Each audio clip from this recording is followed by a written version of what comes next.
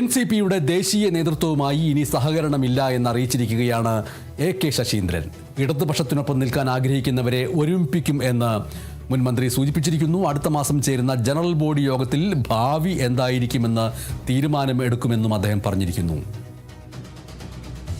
ഇടതുപക്ഷത്തോട് ചേർന്ന് നിൽക്കുന്ന പല ആളുകളുണ്ട്. അവരെല്ലാം ഒരു കുടക്കീഴിൽ കൊണ്ടുവരണം എന്നുള്ള ശ്രമം ഞങ്ങൾ 11-ാം തീയതി ജനറൽ ബോഡിക്ക് ശേഷം, കാരണം അവിടെ ഒരു രാഷ്ട്രീയ തീരുമാനം എടുക്കേണ്ടതുണ്ട്. ആ രാഷ്ട്രീയ തീരുമാനമെടുത്താൽ തീർച്ചയായും ഞങ്ങൾ ആ ശ്രമം നടത്തും. കാരണം ഇങ്ങനെ ദുർബലപ്പെട്ട് നിന്നുകൂടാ.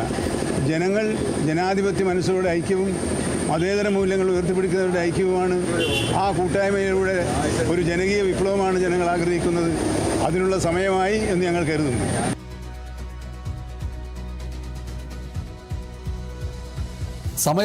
അതിനുള്ള സമയമായി സഖാക്കളെ എന്ന് പറയാവുന്ന രീതിയിലാണ് ഇടതുപക്ഷ മനോഭാവമുള്ളവരെ, ഇടതുപക്ഷത്തിനൊപ്പം നിൽക്കാൻ ശ്രമിക്കുന്നവരെ ഒരുമിപ്പിച്ച് നിർത്തുമെന്ന് സൂചിപ്പിച്ചിരിക്കുന്നു NCPയുടെ ദേശീയ നേതൃത്വവുമായി സഹകരണമില്ല എന്ന് പറഞ്ഞുകൊണ്ട് AK ശശീന്ദ്രൻ.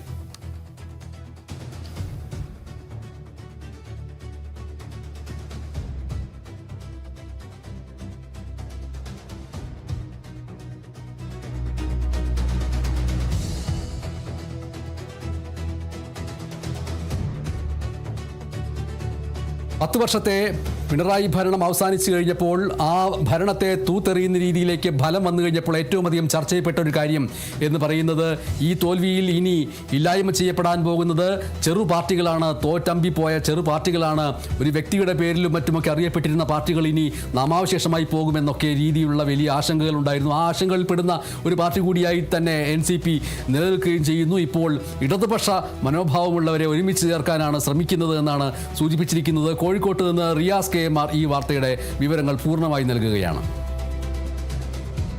പ്രധാനമായും NCP ശരത് പവാർ എന്ന പാർട്ടിയിൽ അതിന്റെ കേരള ഘടകത്തിൽ നേരത്തെ തന്നെ പരസ്പരമുള്ള ഭിന്നതകൾ ഉണ്ടായിരുന്നു. അതിൽ പ്രധാനമായിട്ടും ഭിന്നതകൾ ഉണ്ടായിരുന്നത് AK ശശീന്ദ്രനെ പിന്തുണയ്ക്കുന്നവരും ഒപ്പം തന്നെ PC ചാക്കോയെ പിന്തുണയ്ക്കുന്നവരും തമ്മിലാണ് അത്തരത്തിലൊരു ഭിന്നത ഉണ്ടായിരുന്നത്. ഈ ഭിന്നതയാണ് ഇപ്പോൾ കൂടുതൽ രൂക്ഷമാവുകയും അത് കഴിഞ്ഞ ദിവസങ്ങളിൽ തന്നെ അത് മറനീക്കി പുറത്തു വരികയും കോഴിക്കോട് ഏതാനും ആഴ്ചകൾക്ക് മുൻപ് AK ശശീന്ദ്രൻ വാർത്താ സമ്മേളനം വിളിച്ച് ഈ കഴിഞ്ഞ 10-ന് എറണാകുളത്ത് നടന്ന NCP ശരത് പവാർ വിഭാഗത്തിന്റെ പരിപാടിയിൽ താൻ പങ്കെടുക്കില്ല എന്ന കാര്യം അറിയിക്കുകയും ചെയ്തിരുന്നു. ഇപ്പോൾ കുറച്ചുകൂടി വ്യക്തതയോടുകൂടി അക്കാര്യം പ്രഖ്യാപിക്കുകയാണ് AK ശശീന്ദ്രൻ. ഇനി NCP SP എന്ന NCP ശരത് പവാർ എന്ന പാർട്ടിയുമായി അതിന്റെ ദേശീയ നേതൃത്വവുമായി താൻ സഹകരിക്കില്ല. അത് AK ശശീന്ദ്രൻ ഒറ്റയ്ക്കല്ല, LDFന്റെ കോഴിക്കോട് കൺവീനർ മുക്കം മുഹമ്മദ് അടക്കമുള്ള NCPയുടെ കോഴിക്കോട് ജില്ലയിലെ നേതാക്കളും ഈ ഒരു തീരുമാനത്തിന് പിന്നിലാണ്. അതിന്റെ ഒരു പ്രധാനപ്പെട്ട ഒരു ഘട്ടം മഹാരാഷ്ട്രയിൽ NCP SP-യും അതായത് NCP അജിത് പവാർ വിഭാഗം എന്ന NCPയുടെ തെരഞ്ഞെടുപ്പ് കമ്മീഷൻ ഔദ്യോഗികമായി NCP എന്ന് അംഗീകരിച്ച NCP അജിത് പവാർ വിഭാഗം നേരത്തെ തന്നെ BJP അതിന്റെ സഖ്യകക്ഷിയായി പ്രവർത്തിച്ചിരുന്നു. അതുകൂടാതെ ഇപ്പോൾ NCP SP-യും മഹാരാഷ്ട്രയിൽ BJP-യുമായി അടുക്കുന്നു എന്ന സൂചനകൾ ശക്തമായിരിക്കുകയാണ്. ഈ ഘട്ടത്തിൽ കൂടിയാണ് NCP SP-യുമായി വേർപിരിയാൻ AK ശശീന്ദ്രനും കൂട്ടരും തീരുമാനിച്ചിരിക്കുന്നത്. മറ്റൊരു കാര്യം എന്ന് പറയുന്നത് സമീപകാലത്താണ് NCP SP-യുടെ സംസ്ഥാന പ്രസിഡന്റായി നേരത്തെ കോൺഗ്രസിൽ നിന്നും വന്ന സുരേഷ് ബാബുവിനെ ഒക്കെ നിയമിക്കുന്ന ഒരു സാഹചര്യം ഉണ്ടായത്. അതായത് PC ചാക്കോ ദേശീയ നേതൃത്വത്തിൽ പിടിമുറുക്കുന്ന ഒരു സാഹചര്യം ഉണ്ടായി.